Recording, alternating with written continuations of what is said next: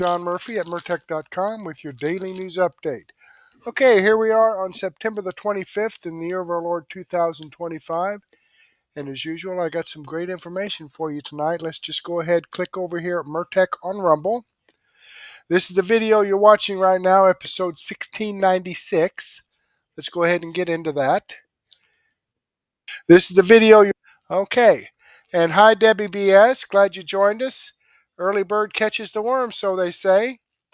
All right, let's slide down here and click the Show More button to expand the description box. And we have information here from Newsmax, the Rubin report, USA Watchdog, X22 report. But before we get into that, I do need to give some shout outs here to Damney Yankee, just started following my channel. Ty Docs just started following my channel. Kula Che just started following my channel. And ZZ Anna77 just started following my channel. So thank you very much, folks, for following my channel. I greatly appreciate that. I hope you tuned in, and I hope you enjoy the content. Okay, Debbie BS reposted my episode 1695, and Debbie BS commented on my episode 1695.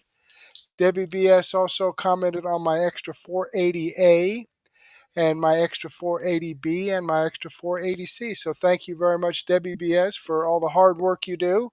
I really appreciate that. Let me give you a thumbs up here. Boom. There you go. And speaking of thumbs up, I have one of those little thumbs up icons there right below the video. If you were to scroll down, just right down there and click that, it would be fantastic. Okay, let's get into this. I can hardly wait. Newsmax. Rob Finnerty, Rhetoric from the left, has to stop. Yes, it does have to stop. It's out of control. Out of control. Let's see what he has to say. Tonight. We start with this. When you open fire from a rooftop with a long gun, that's an assassination. It's not a murder. It's not a shooting. It's an assassination. And today, in Dallas, a copycat shooting eerily similar to what we saw 2 weeks ago to the day with Charlie Kirk. In Texas, one person was killed and two others were injured after another insane gunman, 29 years old, opened fire from a rooftop across the street from an ICE facility. Ironically, he killed an illegal alien. We don't know who the assassin was targeting. We assume he wasn't targeting illegal aliens. The shell casings had anti-ICE language on them. One literally said anti-ICE, just like the shell casings 2 weeks ago had anti-fascist, transgender language on them. Meaning if the assassin today was targeting ICE agents, he missed, and then he took his own life. FBI Director Kash Patel tweeting today that the FBI will lead this investigation. But once again, when you call people evil, people take that seriously, and people act on it. We saw it 2 weeks ago with Charlie Kirk, and we saw it again this morning, only 8 hours after Gavin Newsom said this on one of those really fair, right down the middle late night shows. Masked men jumping out of unmarked cars, people disappearing, no due process, no oversight, zero accountability happening in the United States of America today. People ask, well, is authoritarianism, you're being hyperbolic? Bull, we're being hyperbolic. If you're a black and brown community, it's here in this country. And so I'm deeply proud that I had the privilege of signing the nation's first bill to address the issue of masking, also to require you have simple identification, to your point.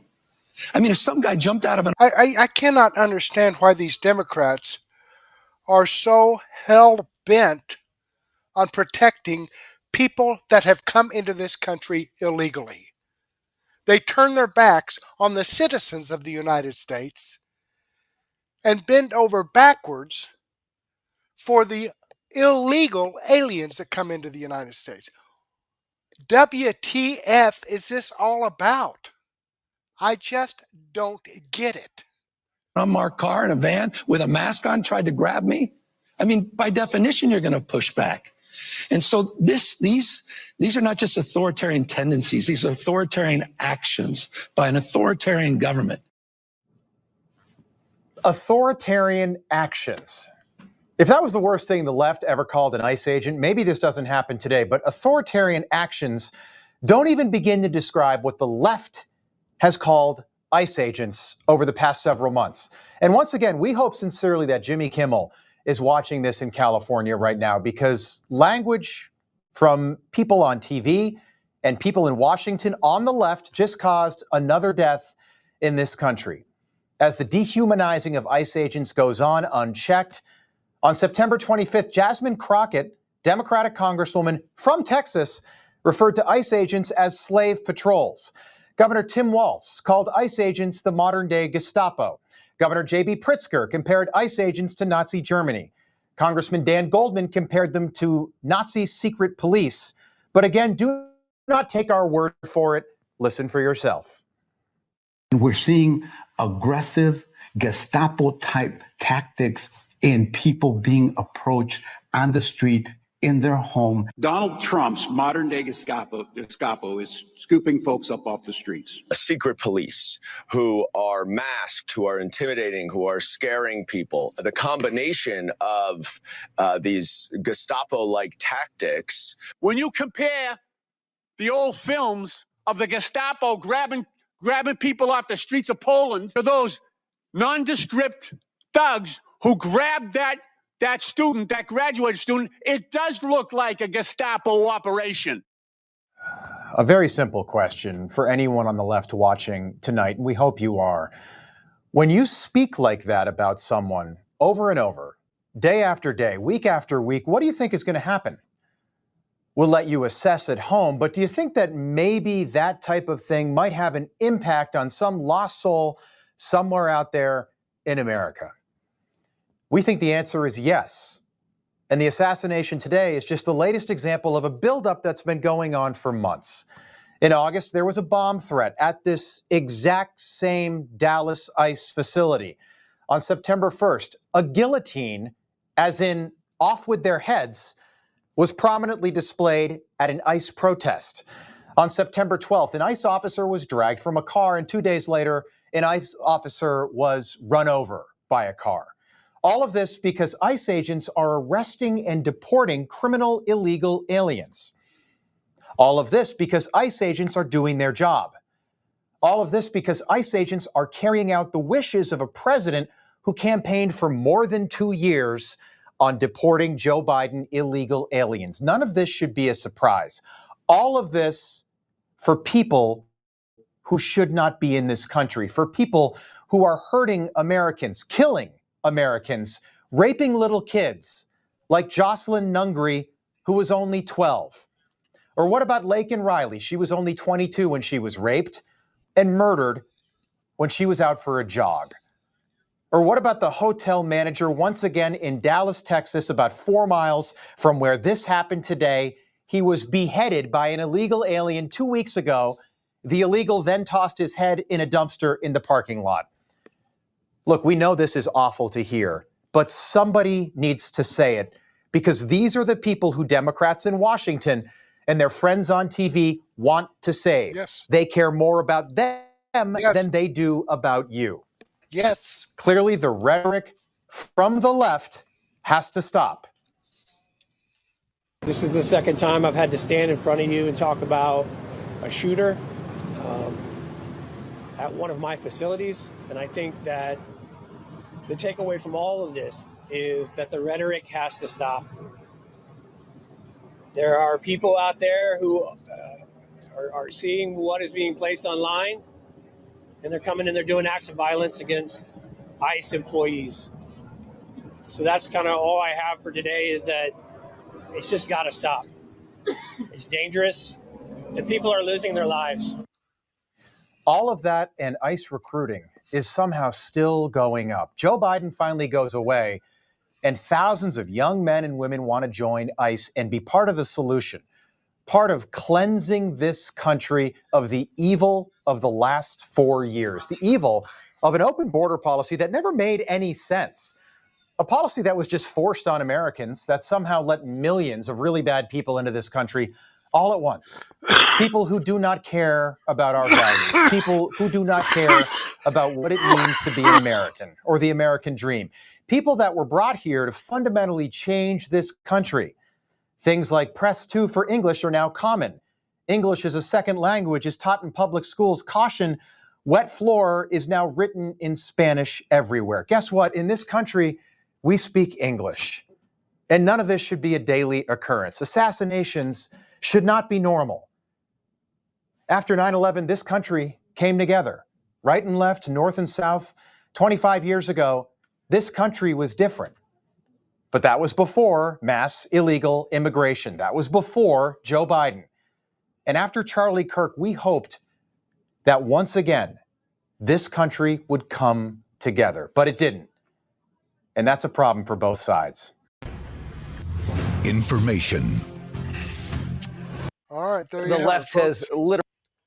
Let me go ahead and show you that this video does come from Newsmax. I've given it a thumbs up. I hope you give me a thumbs up as well. I'm subscribed to his channel. I hope you follow my channel also. Okay, let's jump back here and see what else we've got going on from the Rubin report. Okay, SAG shares personal details of how social media lies infected her kids. Let's take a listen to this. I like Dave Rubin. I like what he says. I like the way he talks. I want to ask you something else because you were just making me think. Something, Sage. Do you think, in some sense, the three of us are roughly the same age, and we grew up in a time where it was not cool to be racist. It was not cool to hate gays. It was not like we were so post much of the craziness that, in some sense, there's no one out there, and I include us in this, that can actually really speak to what a kid who's, say, between 12 and like 19 is really going through right now. When you think of COVID and you think of TikTok and the access to all of the shit they have on their phone and how their parents locked them in their bedroom because of COVID and the government lied to them and all of the other stuff that we always talk about, in some sense, there's no way to actually analyze the psychological condition of an 18-year-old kid who, by all accounts, came from a decent family, two parents, blah, blah, blah, ends up in this ideology, this queer trans ideology or whatever, and then murders someone for it. It's almost impossible for us because we didn't grow up in a time where we were being told the world was going to end because of climate change tomorrow. Everything was systemically racist. Your genitals don't match. So we've basically given them this horrific poison and then said to them, good luck with all of that. Russell, did that make any sense? Yeah, it made good sense, actually. First time I sort of heard that argument, that what was created was a global laboratory where people were subject to unprecedented conditions. And you're right. I mean, even myself, I can't conceive of how, if your driving ideology was that people's individual identity is the most important thing about them, and if they want to subvert even their anatomical appearance in order to convene more closely with their spiritual identity, I still don't know how you get to, and then therefore I'm going to shoot Charlie Kirk. That's still kind of crazy. But what is, I think, really interesting about what we've just said is that we don't know the repercussions of that extraordinary and deceptive time. That too, like something you mentioned, Sage, had a brief window at the beginning of COVID where we're all like, oh, well, we're all in this together. We better help one another because life is safe. Life is important. We all have to protect one another. Then that went, and it became about sort of trust and mistrust and hatred and division. Yeah, we're gonna maybe a peculiar incubation period of hysteria was created, and I think that's a really interesting set of connections that you've made. Yeah. Hey, Dave and Russell. I mean, you guys know the ages of my kids: 19, 21, and 23. The younger two are still in college. So subtract 5 years. And we were in the thick of things during COVID when we were shut down, living in the Northeast, which was completely insane. And I can tell you, as a mother, I felt like long before what happened last week, I felt like I had failed in many ways because I almost had to give up and allow my kids to go on their devices more because that was the only social interaction they were allowed to have. They weren't allowed to go to school. They weren't allowed to participate in sports. And so all they had was this. And I saw it. And all of a sudden you see these inappropriate dance moves and everybody's doing TikTok dances. But guess what? They were really smart and they kept pushing more after that in the ideology. And so my kids were on a group text constantly. And before Charlie Kirk, before this happened last week, I mean, we were constantly going back and forth. I'm like, Mom, well, what about this? And I saw Donald Trump said this. And Mom, what do you think about this? And Mom, really? Are you sure, Mom? Are you sure? Because they only saw one thing. It has been a battle I can't even describe over the last several years to say, okay, guys, but you can't just get your news from TikTok. And fortunately, I feel like I've made up a little bit for what I felt was a failure back during COVID when we're locked down, but I still had to go to work every day. I couldn't monitor. I couldn't babysit everything that was coming onto their phones and their laptops.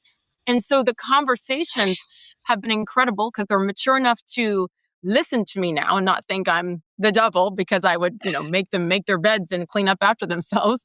But they realized they were only getting their news from one source. And this happened last week. And my kids asked for a FaceTime with me, which never happens, the three of them who say, Mom, we need you. Number one, they're scared. They're like, Mom, please no more. Please don't go speak. Please don't go anywhere. Don't go near a college campus. It's not worth it, Mom. We love you, but please don't. We're all four crying on the phone.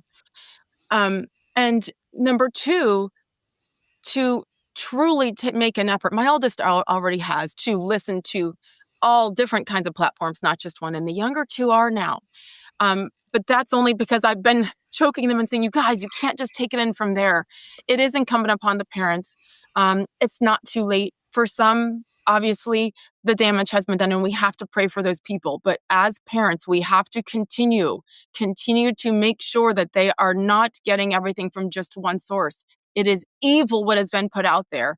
And I don't know that anyone who's being honest with themselves can deny that based just on the last week. And since then, and the reactions on college campuses of so many kids laughing and stomping on the grave of Charlie Kirk, so to speak. So we have a huge job to do. And I'm heartbroken. For this generation that we have done this to. All right. She's absolutely right. Thank goodness my kids are young enough that they weren't caught in that trap. They really didn't have electronic devices to lean on. They were young in elementary school. They had kind of a social life, but not really. I mean, we homeschooled them. Our son, he wanted to be homeschooled like the first year. That went on into like the fall of 2000. He didn't want to go to school. He wanted to stay home and be homeschooled at home. So, I mean, that was, he didn't have much of a social life other than family. But this interesting thing about, I mean, they were in math, when you have some numbers and you add them all together, or you have some numbers and you multiply them together. I'm not sure what the process is that they go through now, but we were teaching, how to do like 12 times 2, where you multiply the 2 and you get a 4, and then you multiply the 1 by the 2 and get a 24. Okay, that's how we learned math. Okay, well, when he did finally go back to school and they started doing math and he was doing it that way and getting the correct, no, we don't do it that. I mean, they have some weird thing where they draw lines on each side and move the numbers around and this, there, and that way. And they said, no, that's COVID math. No, this is how you need to do it. Okay, so they taught him this screwed up way. And now, of course, when he got into like junior high, he's doing math the way we taught him during COVID. What the frick are they doing to these kids? All right, now that I got that off my chest, but let me click on this Rumble link here and show you this video does come from the Rubin Report. I am following the channel. I've given them a thumbs up. I hope you do the same thing for me. Okay, I want to move on here because I got some really good information from USA Watchdog, Greg Hunter. It's official. COVID-19 CV19 Vax not safe and effective with Karen Kingston. So let's get into this important stuff. Okay, if this video will start playing, it'll be great. I'm Greg Hunter. Welcome to USA Watchdog.com. The CV19 bioweapon Vax is a huge story, folks. I know people say you should really do a different story. Really? Really? 270 million people minimum took the CV19 bioweapon Vax. 5.5 billion in the world, short of a thermonuclear exchange. This story is huge. You had Dr. Michael Yeadon, who worked for Pfizer for 20 years, who at the end of 2023 said the ingredients were intentionally toxic. They knew what they were doing. And now people, for the last few years, needed treatment. And, this is all coming to light. And we just had a big meeting in Washington. Did you see any big meetings and big revelations on the New York Times, on the Wall Street Journal, on NBC, CBS, ABC, CNN, MSNBC? Did you see anything about this big meeting that just happened in Washington? I guess it's in Washington, about all the stuff bubbling out about the CV19 bioweapon shots. Well, guess who had this right from the very beginning? I took a big bet on this person. She is a biotech analyst extraordinaire. She had a huge business before this started, working for Big Pharma. And she said it was a bioweapon, said that all the documents say it causes myocarditis, pericarditis, cancer, turbo cancers, autoimmune disease, infertility problems, blood clot. She said all this, and it was in the documents. And she didn't have to retract a single thing. Well, now it's all coming out. And the person that got this right from the very beginning, Karen Kingston. And I had a lot of people write me and tell me over the years, and I'm a reporter, I don't know diddly squat. All I have to know is that you know it, and you're one of the several people that came out and told people don't take the shots. And here's why. Yeah. And there's a lot of people. Yes, a lot of people listen to you, but there was just this big meeting in Washington, D.C. with the CDC, and it was the truth coming out party. None of that is on the mainstream lying legacy media. None of that is on cable. None of that is on Fox. None of that is anywhere. But you sat through a 6-hour meeting.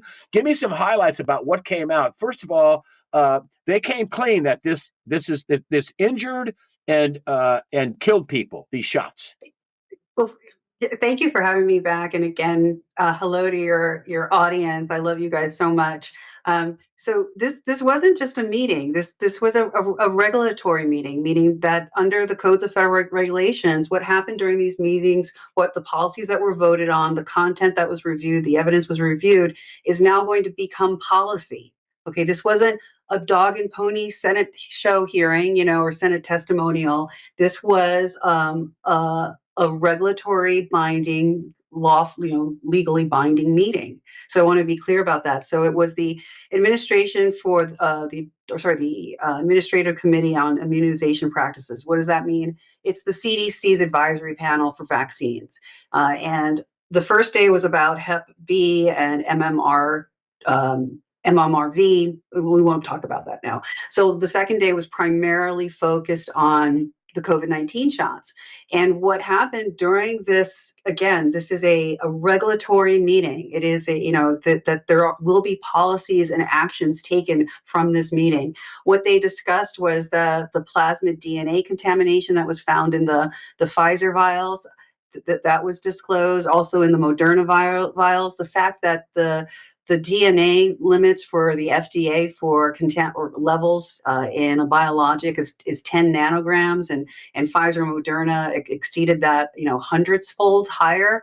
Plus the fact the DNA in biologics is supposed to be naked DNA at the 10 nanograms. When it's combined with the lipid nanoparticles, a world-renowned oncologist stated that then it goes straight into the nucleus of the cells. There was a 10-minute presentation on the genetically induced types of myocarditis that are caused by the shots. There was extensive presentation by the framing discussion group, that is the informed consent group, if you will. That's another way to say it, where Professor Levy straight up said that the risk for myocarditis in healthy children, there is a correlation. It is there. It's not something. It's not questionable. He said when you have two teenage boys die in their sleep within days of getting a shot, when you have a known mechanism of action by the biologic, if you will, that was injected into them, you have a known mechanism of action that's going to cause the myocarditis, and that myocarditis can lead to death. He goes, when are we going to be honest and truthful with the American people? Yet they're saying when someone gets a positive test for a respiratory virus, and then they attribute that to a cardiac death, and we don't have any scientific explanation for it. So many things came out. They're also going to be recommending against the use of the shots in pregnant women. It was disclosed that Pfizer did complete a study in pregnant women. About 350 got injected with the mRNA lipid nanoparticle tech. 50% got injected with something else. So it's about 150. And there was 8 incidences of birth defects in the group, and 2 incidences in the group that was injected with whatever they were injected with that was not mRNA. And that's a 4-fold increase. And Dr. Martin Koloff, the chairman of the committee, ran the p-values, and it was statistically significant with a 0.05 p-value. So there's just a lot to unpack. And this is accountability is coming. But these shots are no good. They didn't work.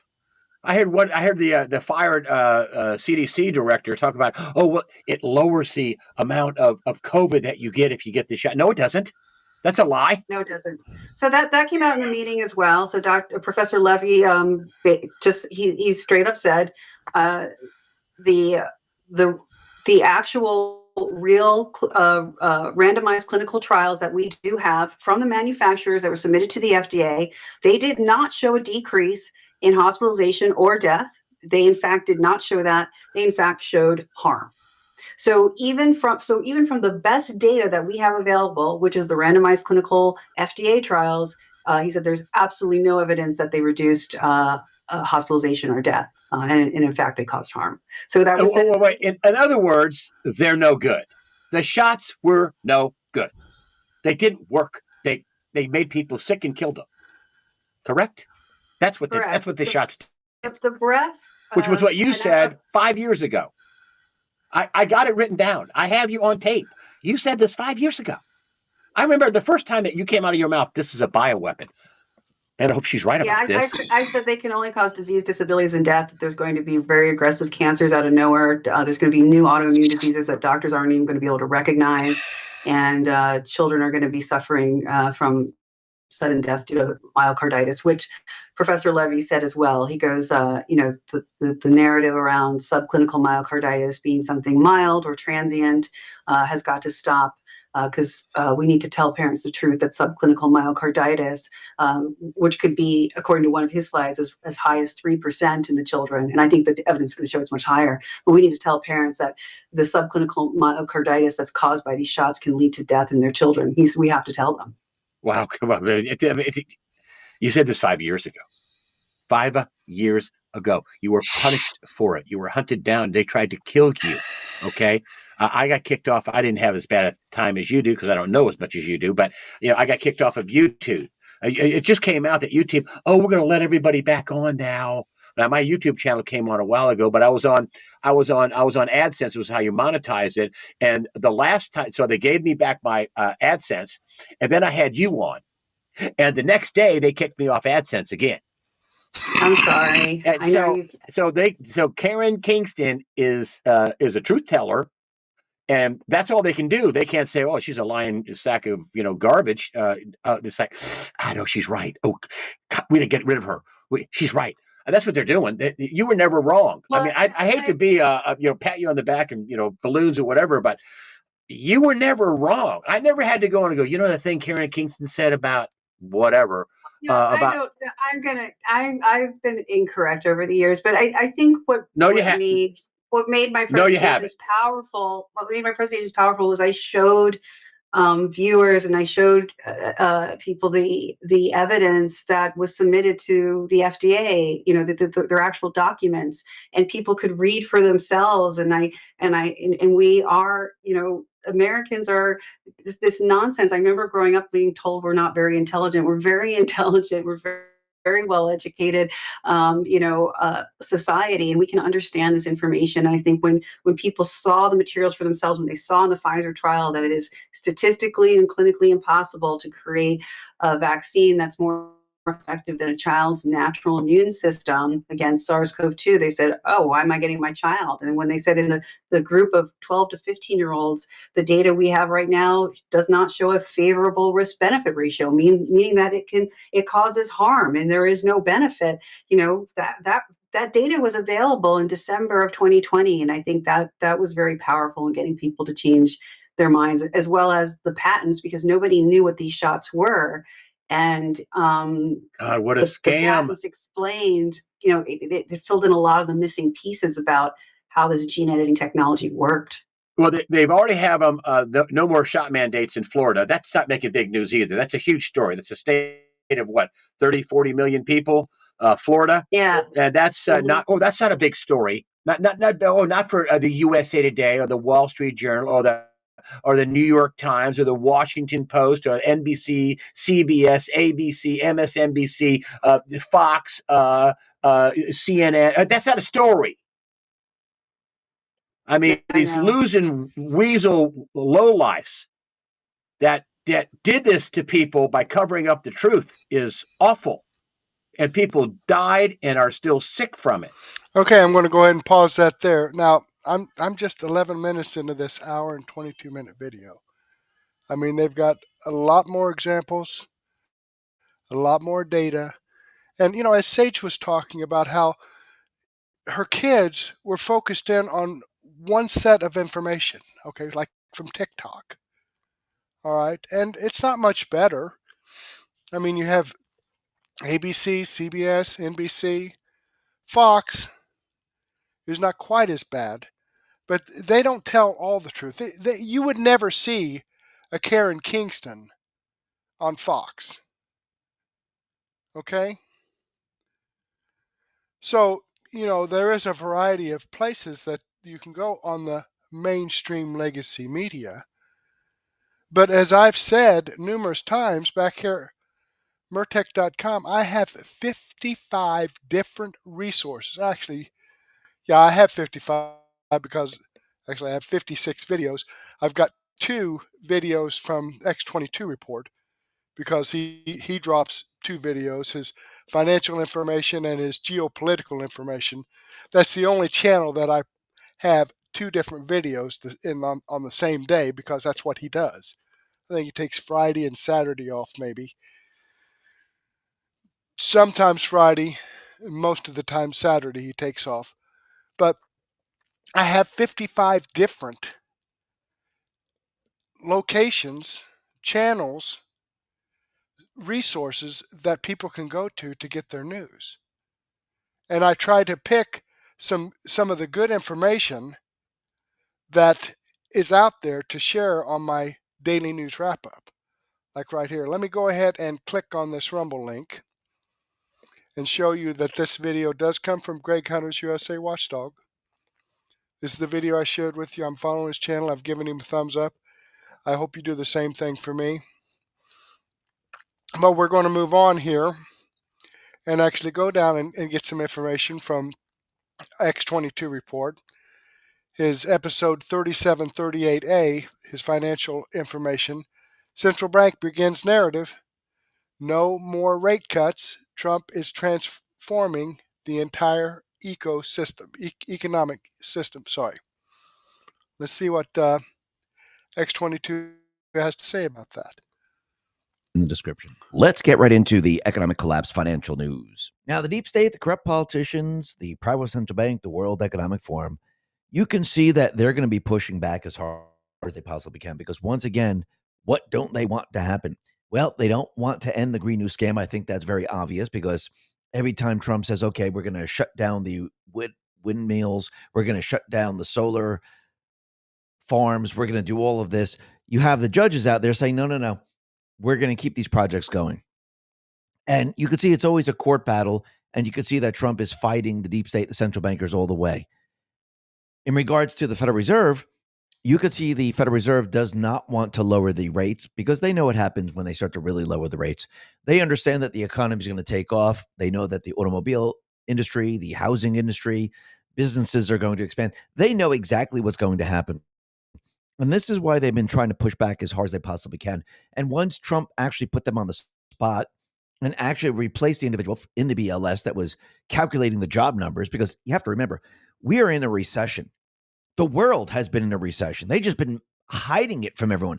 Actually, if you go back to 2008, 2009, we were in a recession starting in 2007. You know what they did? They hid it from the public. They didn't want the public to know until the very last moment when the elections were happening. And the same thing is happening right now. I do believe we're going to find out that we've been in a recession for a very long time during the Biden administration. And all they did was they masked it so no one would realize what was going on. And they handed off the recession to Trump, hoping that the recession would turn into a depression. And the way they were going to do this is the Fed was going to hold the rate steady as long as they possibly can. And if they could raise it, they would. They were hoping that the tariffs would create some type of inflation so they could say we have to raise the rates. And they wanted Trump to continually say, no, lower the rates, lower the rates, lower the rates. And eventually, when the economy was in a great depression and was about to crash, they would then lower the rates and the whole thing would completely and utterly fall apart. They never expected not to see the inflation from the tariffs. They thought, yes, definitely, this is going to happen. And it didn't. And you can see now that Trump has maneuvered in such a way where he is now forcing them to lower the rates. You can see the Fed right now is fighting back, saying, we don't want to lower the rates. We have to be careful. We don't want to spark inflation. We don't want to do all these things. So basically what they're doing right now, and Powell was out there saying this, they're creating the narrative of why they're not going to cut the rate again. And we know that Moran, he's saying we want a very big rate cut. Trump wants a very big rate cut. And the Federal Reserve, I do believe what they're trying to do is they're going to say, we're going to hold steady this time around, and we're not going to cut the rates any further. I think they're going to try to push back. Now, is this going to work? Maybe, maybe not. It depends on if Trump can get complete and utter control of the Federal Reserve and have his people in there that are going to actually lower the rates. And once again, you could see the Fed, they're trying to push back as hard as they possibly can, because again, once the rates really start to come down, and I'm not talking about the quarter of point. Yes, this is going to push the economy a little bit, but when it comes down a point or a point and a half, this is when people are really going to see the difference. And this is something the Federal Reserve, the deep state players, this is what they don't want to happen. But when you start to look at everything that Trump is doing right now, he's transforming the entire economic system. And step by step, the central bankers, the deep state players, they're trying to stop him. But he's putting all the pieces into place, and he's getting everything ready for when we make that move. A lot of people, they're looking at this saying, I don't understand what he's doing. Why do we have a stable coin? Why do we have the Genius Act? Why is he going after crypto? Why is he saying he wants the rates lowered? Why is he creating this system with tariffs and a gold card? And this doesn't make any sense, because all these different things that he's doing right now, he's putting it into place because when the time comes to pull the cord on the central bank, everything is there. Just go back to the early 70s and right before the 70s. The deep state, the central bankers, they did the exact same thing. They prepared the entire economic system to go into the petrodollar system. So what did they do? They had Kissinger. He went to the Middle East and said, listen, we want you to drill for oil. We'll protect you. We'll give you troops. And we want you to drill for oil. We want you to sell the oil to all the different countries only using the US dollar. That's it. That's how you can do it. They went to Saudi Arabia. They went to Kuwait. They went to Iraq. They went to every single one of these countries. And they prepped everything. They prepared the new system, which was the petrodollar system. And when the time was right to shift us from the gold standard, and we were basically on the gold standard, not fully on the gold standard, but again, you could see that during that period of time, because of the war, the central bank was creating a lot of currency. The deep state players, they were borrowing a lot of currency way beyond the amount of gold that we have. Nations started to call them out on it, and they had everything prepared and ready to make the transition. Remember, they prepped everything before they did it. And then they had Nixon come out and say, listen, we're going to temporarily come off the gold standard. And that's when they shift us to the petrodollar system. Trump is doing the same exact thing, but the opposite way. He's prepping everything so we can move away from the central bank, move away from the fiat currency, move away from the petrodollar system, and bring us back to sound money. That is what he is doing right now. And yes, is it going to be a bumpy ride? Of course it is. Because think about it. The Biden administration, they were destroying the economy. They were pushing out fake numbers. They weren't real. They created an illusion, and the Fed went along with it. They knew exactly what was happening. The fake news went along with it. But we've been in a recession for quite a while. And now we could see we're at the point where Trump is building his system very, very quickly. And the central bankers, the deep state players, they're becoming very, very nervous. And yes, they're going to try to stop him every step of the way. But again, it's going to fail just like everything else. And you could see the rest of the world, well, they're entering a recession, or they've been in a recession for quite a while. The Eurozone, they're facing inflation. And we could see that the Eurozone is not doing as well as everyone says they're doing. When you actually look at Mexico, what do we see in Mexico? Well, Peter Saidon put this out and said, the trade war is crushing Mexico, where exports to the U.S. make up 1 in 3 jobs. Retail sales are down 9%. Construction is down 18%. Foreign investment plunged 21%. Mexican manufacturing job losses could already be in the hundreds of thousands. So basically, Mexico is in a recession. And you could see that since Trump now is shifting everything, Mexico, Canada, they're going to have to renegotiate the USMCA. And once again, it's not going to be the negotiation that they had before. It's going to be very, very different.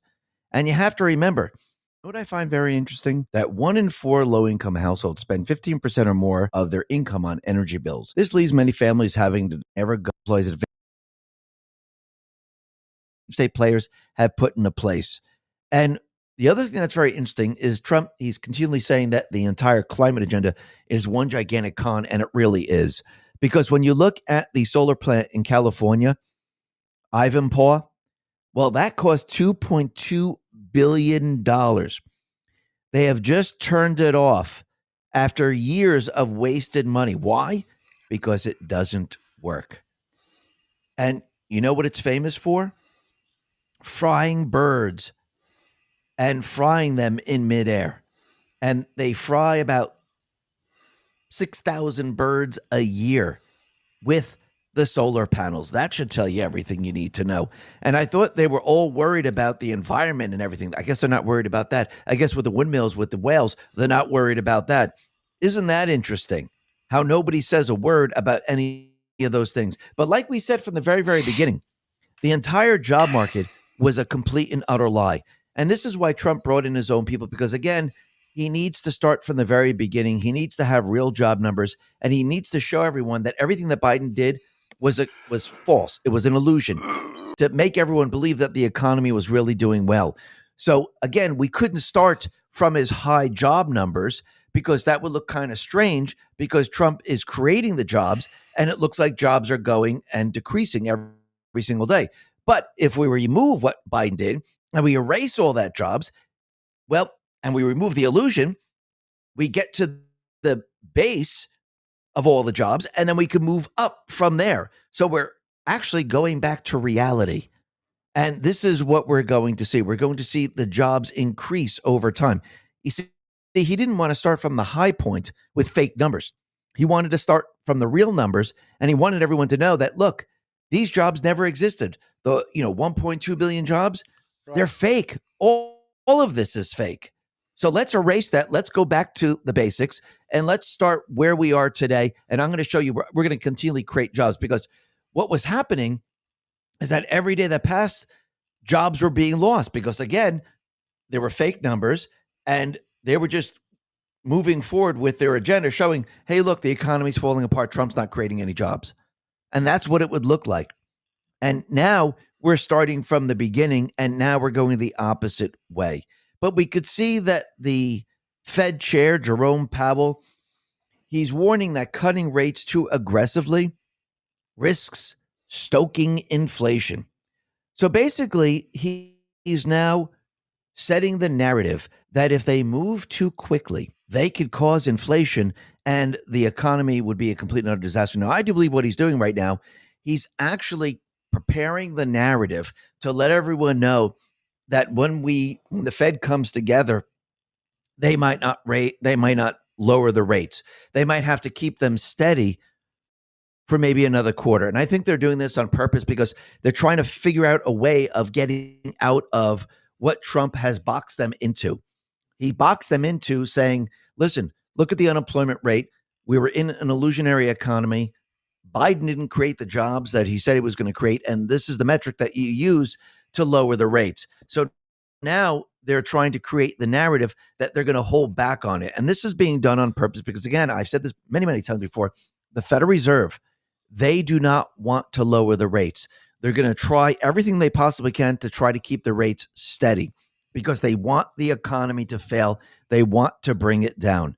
They don't want Trump to succeed. They don't want people to recognize that the economy is doing fantastically well. And they definitely do not want Trump's parallel system to overtake the central bank system. That is their biggest fear. Yep. And Trump, he needs the rates to come down, and he needs them to come down very, very quickly. Joe Lange explains, why is Trump pushing for the Fed to lower interest rates? Why now? Our nation is in a massive debt, and we are paying a lot of interest on that debt. A plan that has been in the works for years is unfolding before our eyes. Lowering rate is key to the plan. Trump chose Scott Bessent as Treasury Secretary for a reason. Anybody remember what he was pushing right after the election? Ultra long bonds. A bold bet on stability. Perhaps the most intriguing part of Bessent's vision is his openness to issuing ultra long Treasury bonds, securities and maturities of 50 years or even 100 years. This isn't just a technical adjustment. It's a statement. Ultra long bonds sends a clear signal about how the Treasury plans to manage its debt in a changing economic environment. Stability is the key. Why would Bessent be pushing for ultra long bonds? Ultra long bonds like 50-year or 100-year Treasuries may become more common. These bonds offer higher interest rates, which could be appealing if you're looking for stable, very long-term income. Stable income. There is a higher return on investment in ultra long bonds. This could have a dramatic effect, not just on the debt, but the pensions of 401ks and insurance companies. Ultra long bonds can help transform the entire insurance industry. Long-term bonds are a major component of insurance companies' investment portfolios. Look at the high cost of all insurance. The costs keep going higher. How do you lower the costs and stabilize insurance for the future?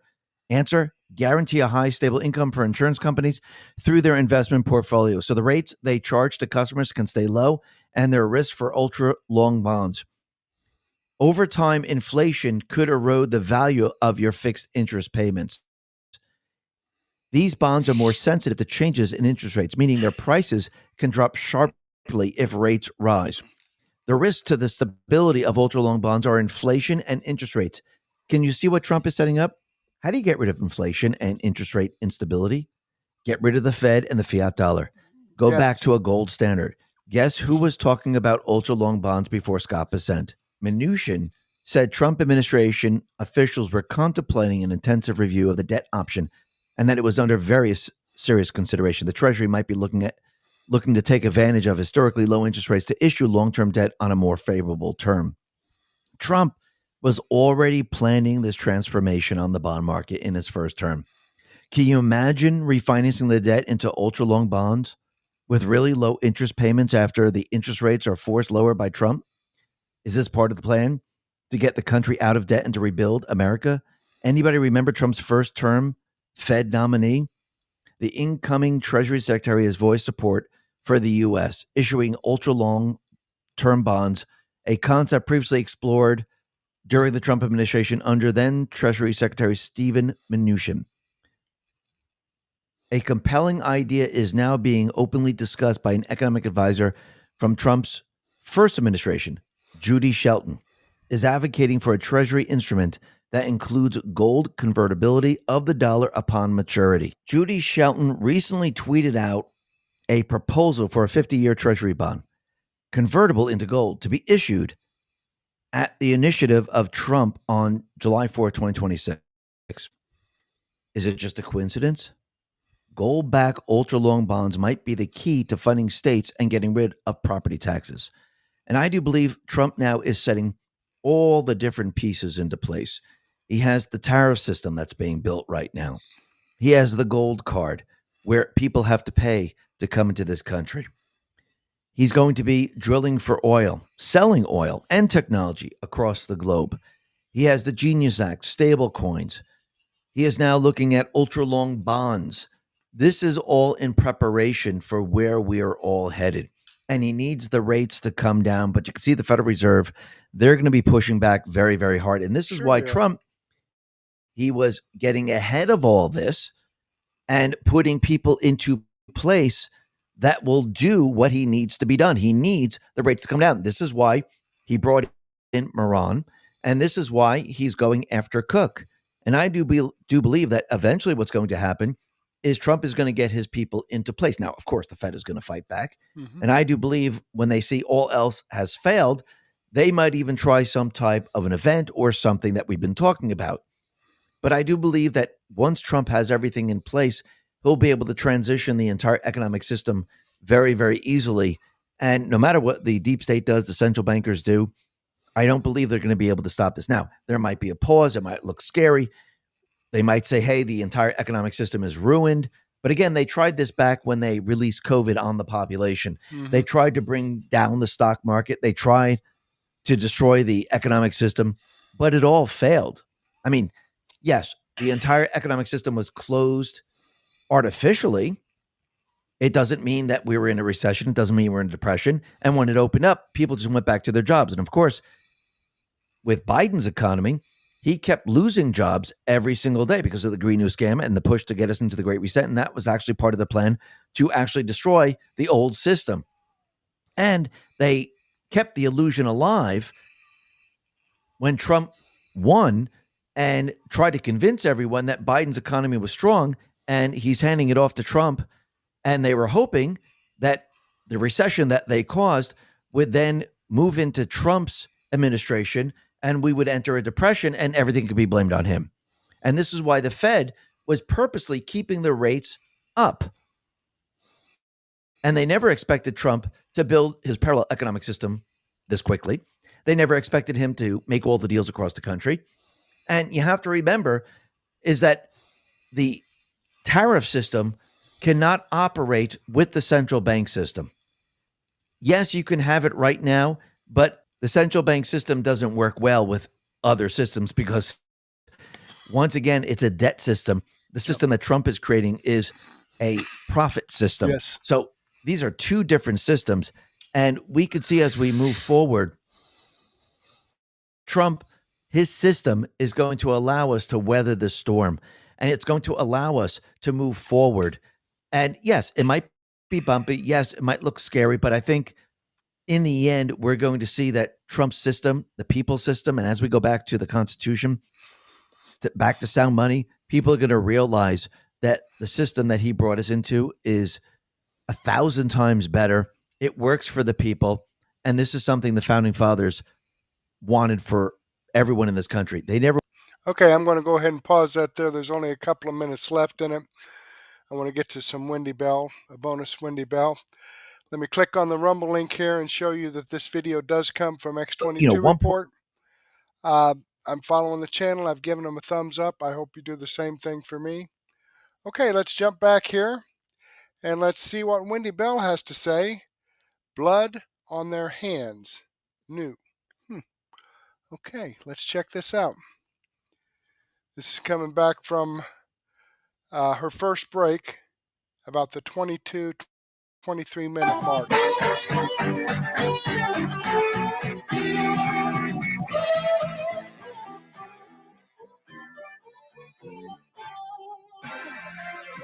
Ho, ho, ho, it's magic, you know. Welcome back to the Wendy Bell radio program. Breaking news.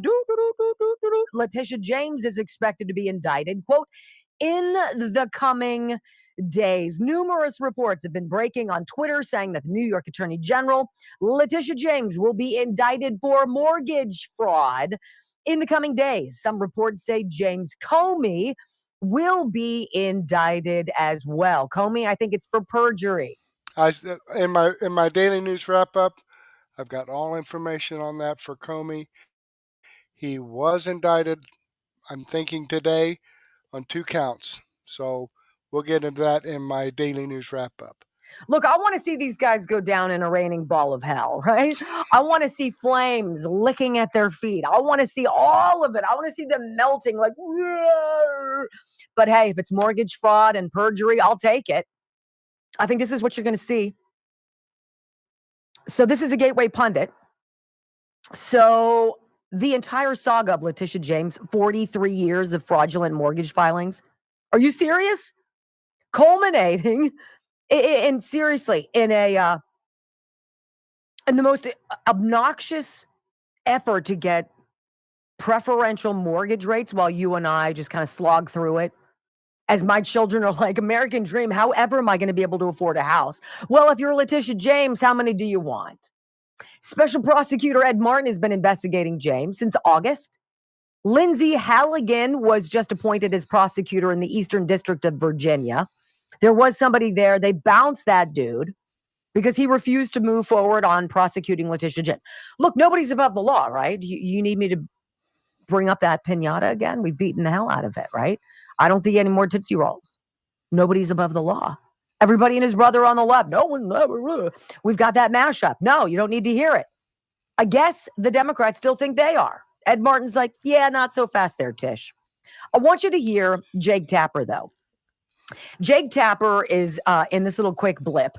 He's focusing on Donald Trump, just wanting to go after his political opponents on whatever.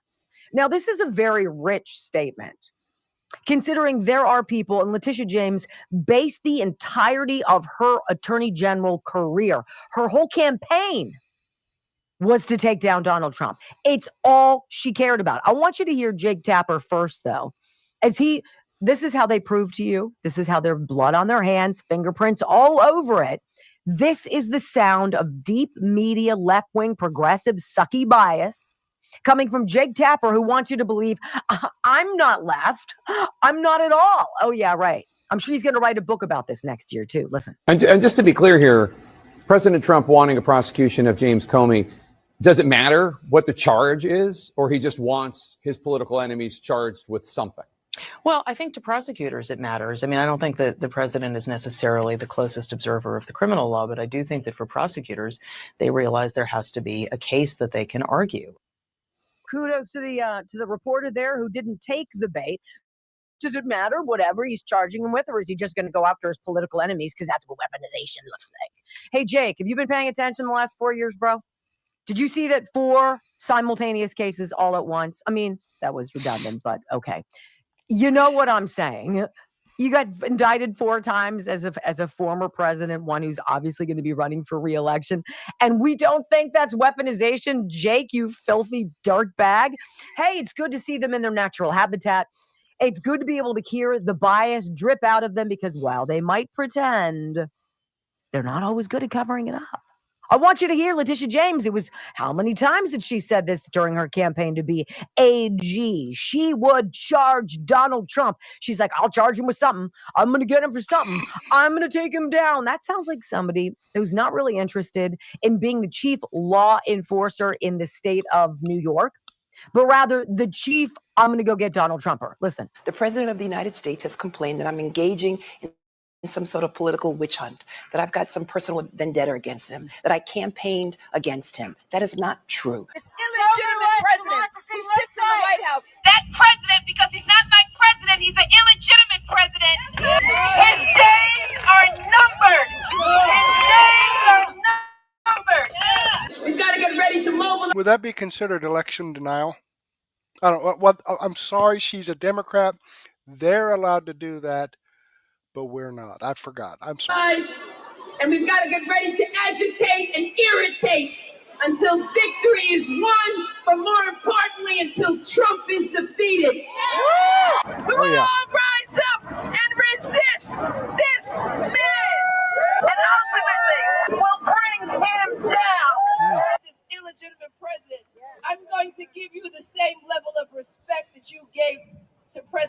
Obama, and that is absolutely no respect at all. Donald Trump has got to go. Hey, hey. Ho, ho. Donald Trump has got to go. Hey, hey. Ho, ho. In the day of Donald Trump, our number. Lock him up. Lock him up. Lock him up. Lock him up. Lock him up. That is not true. That is not true. Oh, okay. We're going to agitate. We're going to irritate. He's an illegitimate president. Like, she's obsessed, right? Can you imagine owning people to that degree? Can you imagine the power you have to completely own these individuals? Because he does. So James Comey, too, 8646. Is that what it said? Yes. 8647. 8647, right? Come on now. So indictments on the way for these two. Will it be two of many? No, we're keeping our eyes on it. It's always good to hear how the media cover things and then how to see the left when they fall into the traps, try to pretend that they didn't do anything wrong. Well, when we come back. Okay, I'm going to go ahead and pause that there. I did want to share that with you because I thought, the left is always talking about how Donald Trump he's not doing anything they didn't do. They set the precedent. Okay? And I did hear another little snippet today. I believe it was from Glenn Beck, when I was searching and starting to get things set up for my website tomorrow, because I update my website every day, multiple times a day, to give you fresh new information on that. Donald Trump and RFK Jr. came out and talked about how Tylenol, the findings have been that taking Tylenol when you're pregnant could be harmful to your baby, even cause autism. And these are documents that were released by the Tylenol, okay? It's in their documentation. They were just bringing this out and saying, you should consult with your physician before you take Tylenol. He talked about a TikToker out there that took handfuls of Tylenol, pregnant, took handfuls of Tylenol, and now she's in the hospital on a respirator. What the hell is wrong with these people? They're so desperate to prove him wrong that they would actually kill themselves to do so. Okay, let me click on this Rumble link and show you that this video does come from Wendy Bell. I'm following her channel, giving her a thumbs up. Great information. Okay, let's get back here. All right. Now, let me remind you that these videos that I share with you come directly from the producers. I'm actually sharing the information that they produce. I don't get any commissions or royalties for doing this. Right here in the description box are the links to the videos that I shared with you and the links to the channels themselves. So, great information. I'm just trying to get this information out to people. Another resource for the truth. We'll copy these live chats into a comment, because when this video is over, this live stream is finished, the live chats just kind of go away. And I do want to share some information here with you from Rumble on crypto.com. So let's take a listen to this and see what it's all about.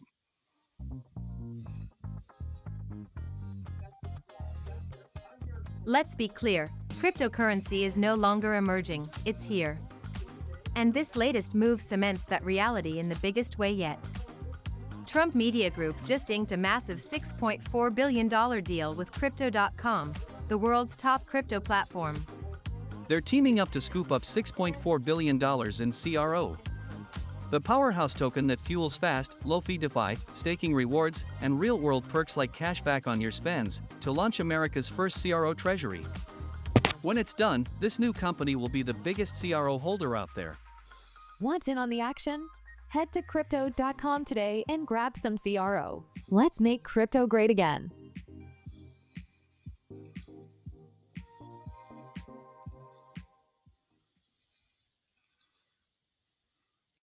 Okay, there you have it. All right, let me do a quick refresh here on this screen. And again, close that out and pause this. All right, I've got 138 people watching this video. Thank you very much, folks, for watching the video. I have 3 people, 3 thumbs up, okay? So, you know, if I could get about 135 of you to slide down and give me a thumbs up, that would definitely help get this information out, okay? So, or, you know, if you're upset with what I'm sharing with you, let me know in the comments and I'll change it if, you know, there's something that you don't like and you'd prefer to see. But if you like what you see, please give me a thumbs up and share this out with your friends, contacts, and family members. Okay, as I said, I have over 55 no-nonsense, common sense, logic, and truth videos here. This is your one-stop shop for the information that you're not going to get on the mainstream media. Now, I don't have time to share all this information with you, but I will have my daily news wrap-up coming up here about 9:30, about 22 minutes or so. So go ahead and take a break, grab a cup of coffee and a donut or a sandwich and a soft drink or a beer, and join me back here at 9:30. I have 73 videos in my playlist at this point. I'm going to go back and update that, probably add some new videos that have dropped while I've been doing my live stream. But we'll get that going for you about 9:30. In the meantime, though, I do want to thank you for being with me. Hopefully, I'll get to see you again later, and may God bless.